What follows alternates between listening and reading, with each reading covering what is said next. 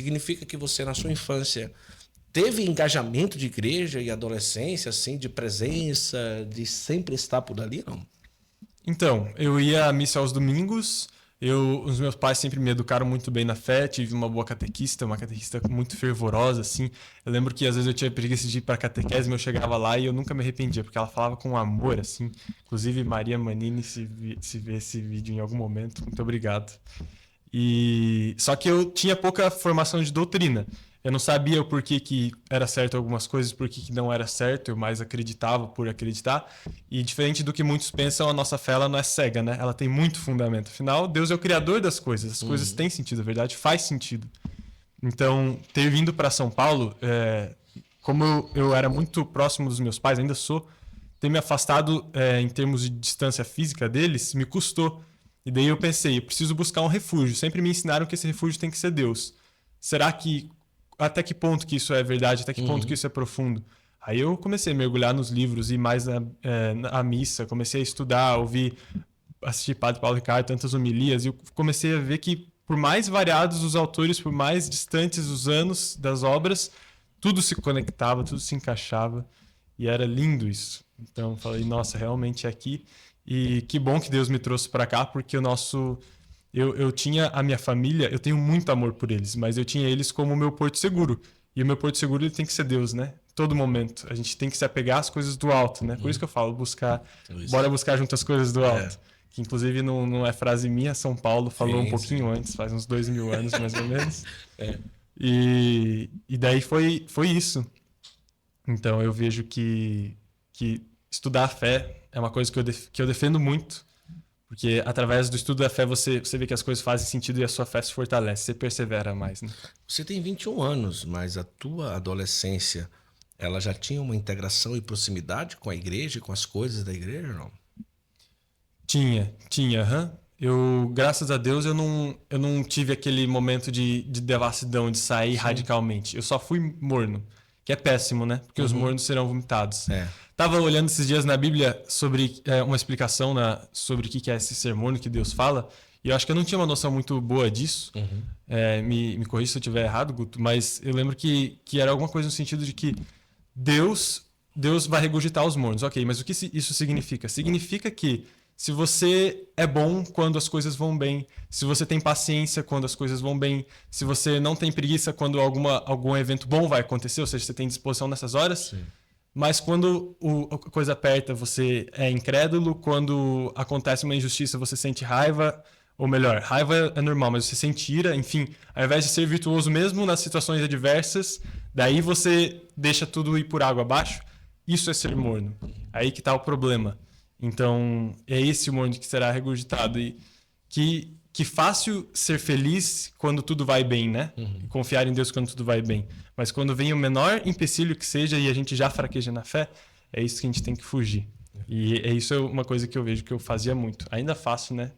A santificação é a obra de vida inteira de São José Maria Escrivá. Mas acho que esse é o ponto-chave. Hoje você fala nas redes sociais, coloca o rosto e tudo, mas você sempre teve essa personalidade ou você teve que trabalhar, era um pouco mais tímido, como que é? Nossa, eu sou tímido por natureza. Mas também é outra coisa, olha como o Espírito Santo age. Deus não nos deu o espírito de timidez. Na Bíblia também fala isso, que a timidez é um problema, né? Eu pensava que era uma característica e aceitem. É assim que funciona, mas não. Deus quer que a gente seja corajoso, que a gente vá, que a gente evangelize. Afinal, para viver um apostolado, mesmo que não seja digital, mesmo que não seja dando as caras, você precisa ter desenvoltura, né?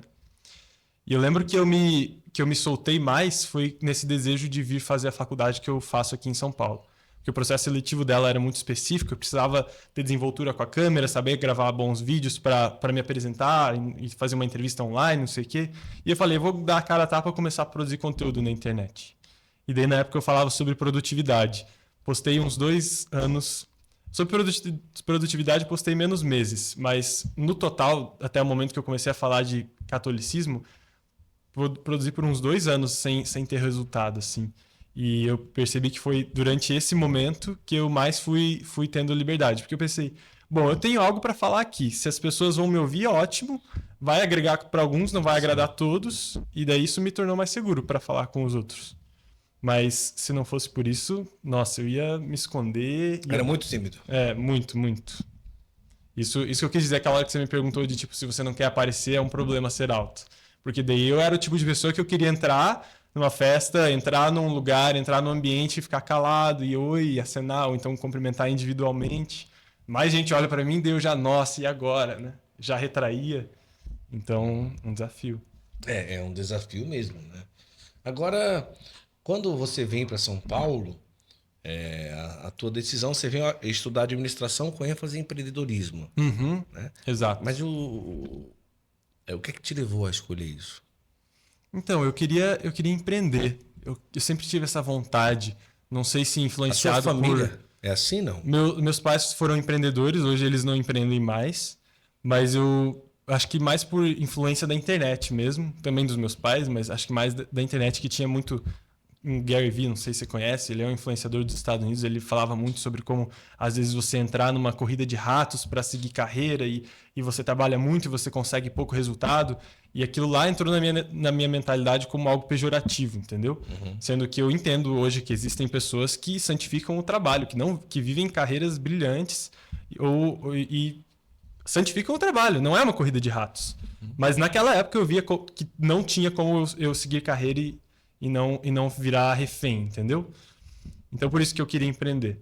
E daí eu pensei assim, vou criar meu próprio negócio, fazer minha própria gestão de tempo, como se fosse romântico, né? Mas você tem um podcast aqui, você lida com tudo isso, você deve saber muito melhor do que eu, que é puxadaço. E na prática não é.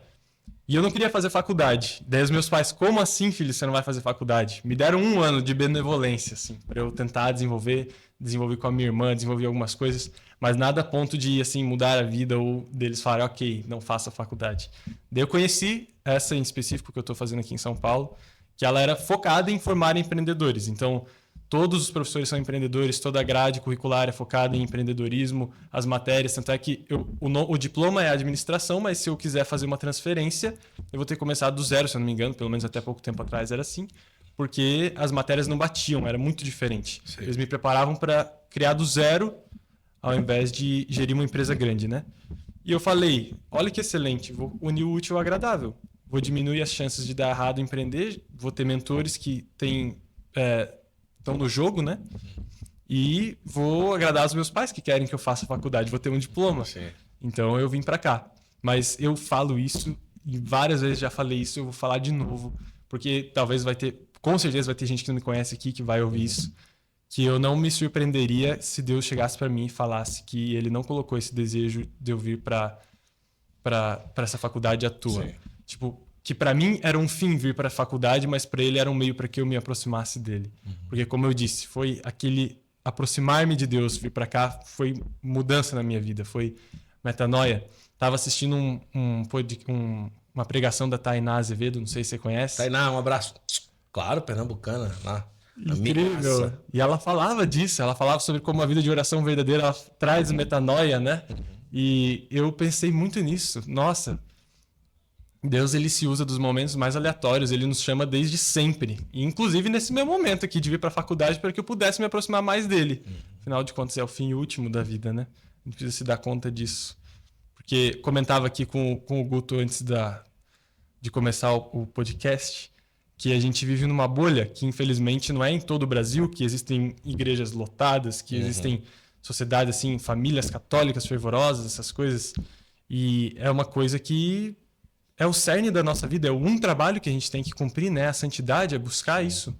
Então, é muito inspirador, é muito bom ver Deus agindo e saber que Ele está nos apoiando, que Ele que está nos chamando. Senão a gente estava perdido, né? É.